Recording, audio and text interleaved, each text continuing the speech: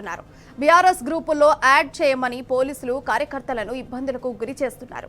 ఈ మేరకు BRS working president KTR Telangana డీజీపీకి ట్యాగ్ చేస్తూ మాజీ ఎమ్మెల్యే కల్వకుంట్ల విద్యాసాగర్ రావుని ట్వీట్ చేశారు. ఇక బీఆర్ఎస్ గ్రూపుల్లో యాడ్ చేయాలని పోలీసులు కార్యకర్తలను ఫోర్స్ చేస్తున్నట్లు కేటీఆర్ దృష్టికి తీసుకెళ్లారు. అలాగే తెలంగాణ డీజీపీని ట్యాగ్ చేస్తూ పోలీసులను బీఆర్ఎస్ పార్టీలో జాయిన్ అవ్వమన్నారా అని ప్రశ్నించారు. అది కాక మా కొత్త కమిటీలో వారికి ఏమైనా పోస్టులు కావాలన్నా జర అడగండి అంటూ చురకలంటించారు.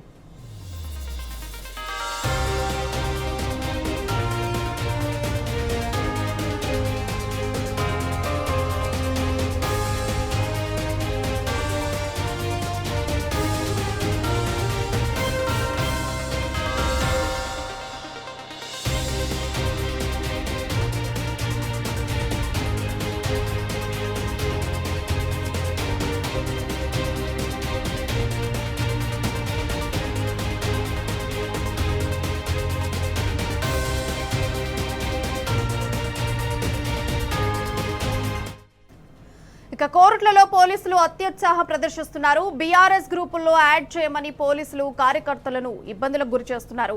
ఈ అంశానికి సంబంధించిన సమాచారం మా ప్రతినిధి సందీప్ ఫోన్ లైన్ ద్వారా అందిస్తారు. అయితే సందీప్, పూర్తి అప్డేట్స్ ఏంటి? ఇప్పుడు చూసుకుంటే బీఆర్ఎస్ గ్రూప్ లో యాడ్ చేయమని పోలీసులు కార్యకర్తలను ఇబ్బందులకు గురి చేస్తున్నటువంటి విషయాలు కనిపిస్తున్నాయి. దీనికి సంబంధించిన డీటెయిల్స్ ఏంటి?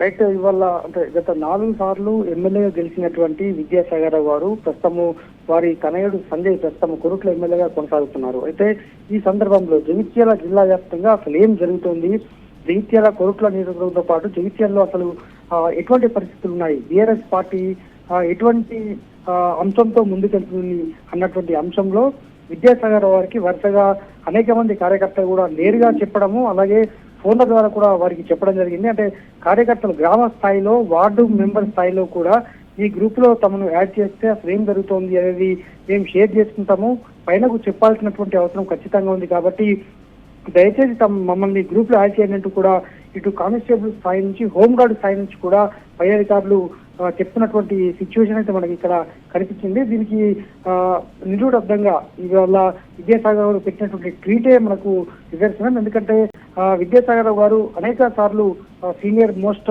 జగిత్యాల జిల్లాకే సీనియర్ గా ఉన్నటువంటి ఎమ్మెల్యేగా పనిచేశారు. ఇప్పుడు జిల్లా అధ్యక్షుడిగా కొనసాగుతున్నారు. ఈ క్రమంలో గ్రామ స్థాయిలో ఉన్నటువంటి అనేక మంది కార్యకర్తలు కూడా ఇవాళ జగిత్యాల అంటే వారి ఇంటికి వచ్చి ఈ విధంగా బెదిరింపులతో పాటు యాడ్ చేయమని రిక్వెస్ట్ చేస్తున్నారు, అలాగే బెదిరింపులకు కూడా పాల్పడుతున్నారు.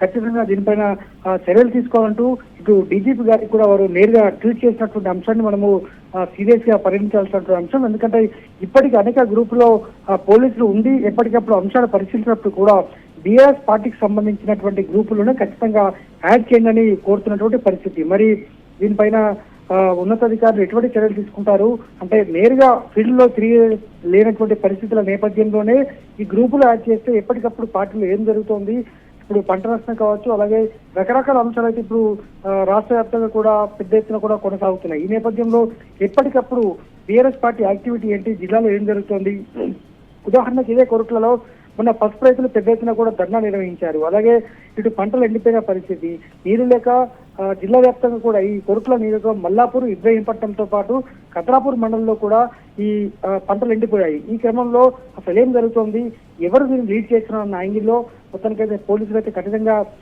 గ్రూప్ లో యాడ్ చేయాల్సిందిగా కోరుతున్నారు. మరి అధికారులు ఎటువంటి చర్యలు తీసుకుంటారు, దీనికి సంబంధించి గ్రూప్లే నిదర్శనమా, క్షేత్ర స్థాయిలో అసలు ఏం జరుగుతుందో పట్టించుకోవాలని మాత్రం మనకు తెలియాల్సి ఉంది. Priya. Right Sandeep Rao, thank you for updates. మొత్తంగా చూసుకుంటే కోరుట్లలో పోలీసులు అత్యుత్సాహాన్ని ప్రదర్శిస్తున్నారు. పోలీసులు కార్యకర్తలను ఫోర్స్ చేస్తున్నారు. బీఆర్ఎస్ గ్రూపుల్లో మమ్మల్ని జాయిన్ చేయండి అంటూ పోలీసులందరూ కూడా బెదిరింపులకు గురి చేస్తున్నారు. ఇక దీంతో విద్యాసాగర్ రావు కేటీఆర్ కి చెప్పడం జరిగింది. సో దాంతో ట్యాగ్ కూడా చేయడం జరిగింది. పోలీసులకు ఏమన్నా, పోలీసులు బీఆర్ఎస్ లో కలిసిపోతున్నారా, మీకు ఏమన్నా కొత్త గ్రూపులు కావాలన్నా అంటూ చెప్తూ ట్యాగ్ కూడా చేయడం జరిగింది.